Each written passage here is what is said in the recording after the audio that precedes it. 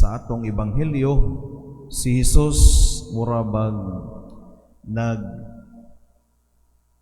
nagpagawas sa iyang gibati nga kahigwaos bugat sa dughan may tungod sa mga lugar nga kadaghanan ra bagid sa iyang mga milagro, kadaghanan sa iyang mga gibuhat nga mga pagpangayo sa mga masakiton, pagpagawa sa mga demonyo didto ra bagyo dining mga lugar nga gikumpara na hinuon kining mga lugar, kining Corazin, kining Capernaum, gikumpara sa mga lugar nga daot sa unang panahon, mga daot ug mga kinaiya unya gisilutan sa Ginoo nga pag-abot sa katapusang adlaw mas maayo pa hinuon ning mga lugar kay ninyo Capernaum o Corazin. Mga igsoon diha ni Kristo, si Jesus gibati og atong gitawag nga prostration nga sa kadaghan niyang gibuhat gahi lang gyapon wa gihapon magbag-o ug wa maminaw kining mga tawhana. Igo rang nalipay, nindot kayo sa permero, nindot kayo pagdawat kan Jesus kay maghatag og milagro, maghatag og kaayuhan, mga demonyo palayas. Pero mubalik ka gyapon sa naandan nga kinabuhi, way pagbag-o, normal ang ma-frustrated. Kay sa atong kasinatian, nandun na tayo mga frustration. Kinibitaw mo ingon tag gibuhat na nako ang tanan. Bahala ka. Moro ba na atong mga linya, no? Niya, labi na diha sa pamilya, diha sa katilingban. Niya, ang akong katungdanan, nawa jud ko magkuwang sa pagbuhat sa unsay angay ipabuhat nako. Unya wa ko magkuwang sa akong reminder. Nausay mo na linya sa mga inahan ngadto sa mga anak. Nawa ra jud ko magkuwang sa pagtambag og pag-iya nimo. Unya karon ingon ani na sangputan nimo. Frustration. Daghang kay tag nakasinatian ko magisgot tag frustration nga para nato ang tanan ato nang gihatag, atong time ato nang gihatag, atong bulong mahurot na sa pagsulti, ang kusog nato nahurot na sa pagbuhat sa mga tahas. Unya ang mga tao sa atong palibot mura ra gwa ug way bili ang atong tanan nga gibuhat o gisulti. Si Jesus tibati ni ana sa ato pa mga igsoon ni Kristo, wa gyud daw mag-inusara sa mga kasinatian nato sa pagka-frustrated. Kay bisan ang Ginoo may padayag ug mapakita nato nga diha usab sa iyang pagsangyaw, diha sa iyang pakiguban o paghatag sa tanan sa katawhan.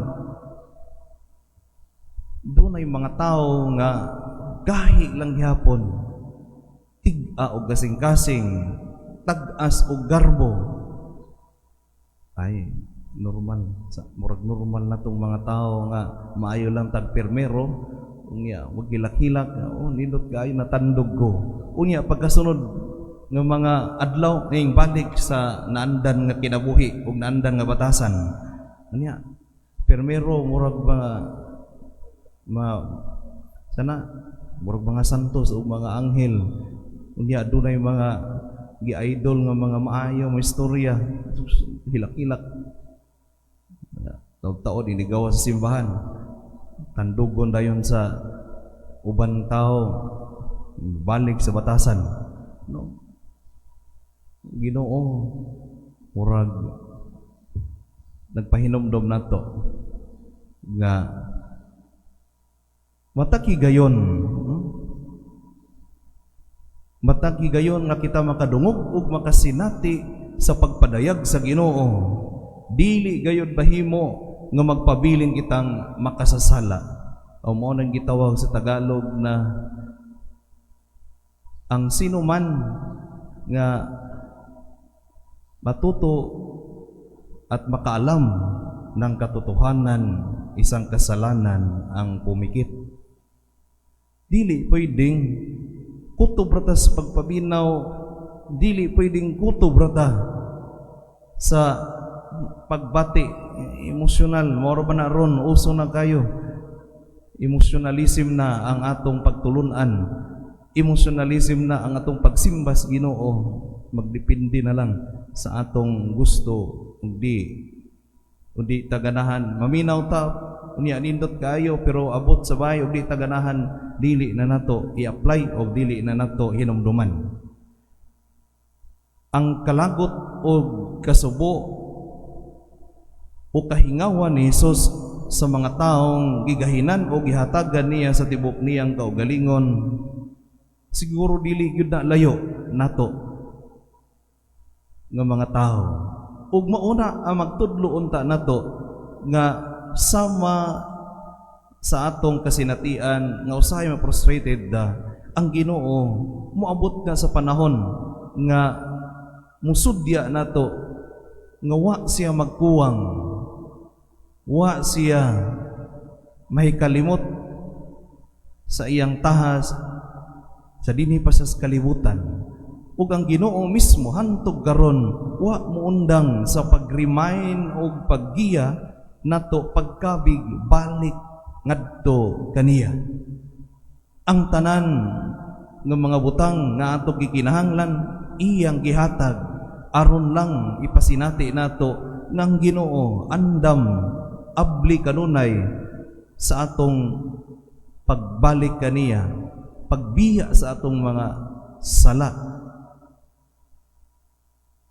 andam kanunay sa atong pagsangpit kaniya, bisan unsay mahitabo anaa siya kanunay.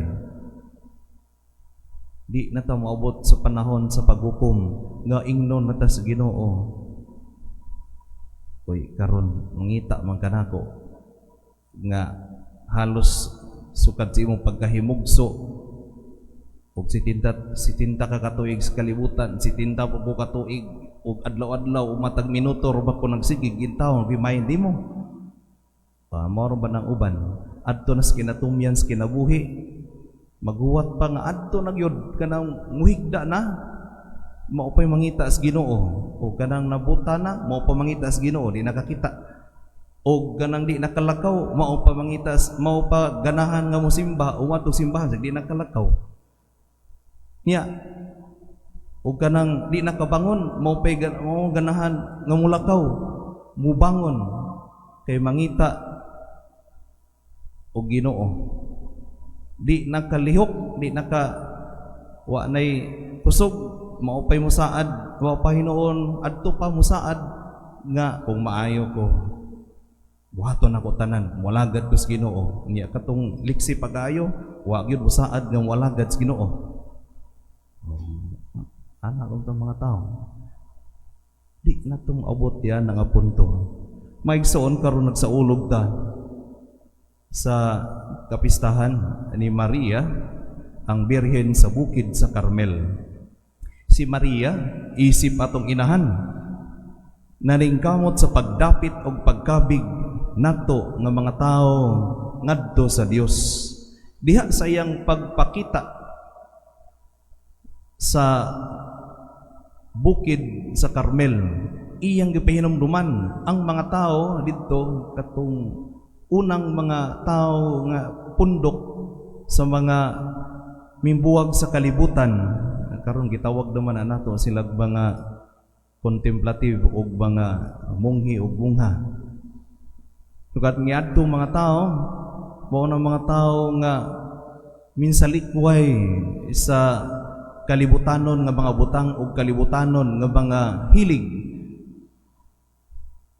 Papakita niya didto, nagpahinumdom ang mahal nga pahinumdom ang presensya sa mahal nga Birhen, nga bisan ang mahal nga Birhen mintabang sa Ginoo, mintabang sa iyang anak sa pagkabig nato ug pagpadayag nga Andam ug abli kanunay ang gingharian sa Ginoo sa atong pagbalik ngadto niya, ug kuyog ang mahal nga Birhen sa atong pagpaningkamot nga magbag-o sa atong pagpaningkamot nga kanunay duol sa Ginoo ug gadi unta mawagtangan kitag grasya adlaw-adlaw diha sa atong pagpaningkamot aron nga mas mahimo kitang madasigon, mahimo kitang mapadayonon, mupadayon bisan pagdunay mga buot mubabag nga mga kasinatian, buot mubabag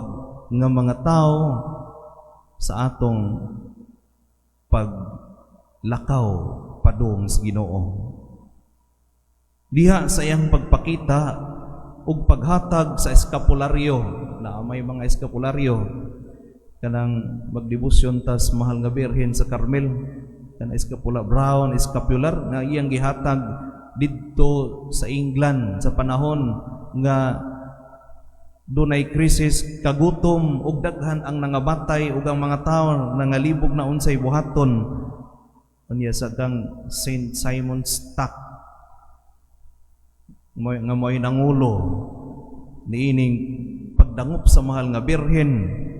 Gipahinumduman kita nga isip mga hinigugma sa Dios, dili siya buot nga may salaag kita og mahilayo kaniya. O na iyang saad sa ang mahal nga Birhen paghatag niya sa eskapularyo nga miingon, kinsa musulob diini tuod mamatay pero dili may tumpawak ngadto sa impyerno tungod kay kining eskapularyo magpahinumdom sa mga tao sa relationship sa Ginoo sa tao. Unya kining tao kanunay mahinumduman nga dunay Ginoo nga dangpan ug ang mahal nga Birhen kanunay sangpiton sa panabang sa panahon sa kalisod.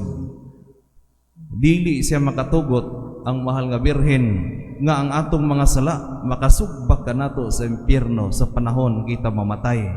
Mo natong timan-an nga bisan ang mahal nga Birhen dili mahimutang sa atong kahimtang.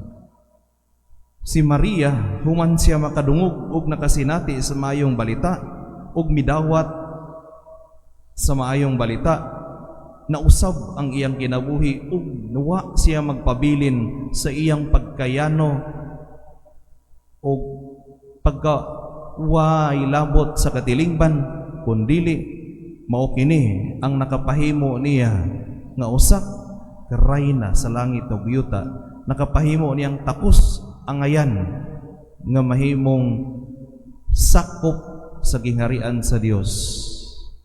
Ug mao na ang iyang gipaambit nga ni kanato sa atong pagpadayon sa santos nga misa. Atong pangayoon ang grasya sa Ginoo. Ang grasya nga sa atong pagsinati sa iyang presensya sa atong kinabuhi, sa atong pagkadungog sa maayong balita uban sa panabang sa mahal nga Birhen, mahimo kitang maningkamot nga madasigon, moabot man ang kaluya pero di ta muundang nga kanunay anaa sa kiliran sa Ginoo, naa sa landong sa iyang grasya, kanunay buhi gihapon ang atong pagtuo aron nga pag-abot sa panahon nga magatubang tas Ginoo, adunay atong ikapakita ug adunay makita ang Ginoo nato nga mga bunga sa iyang paghatag sa tanan, paghatag sa iyang kaugalingon nato adlaw-adlaw. Amen.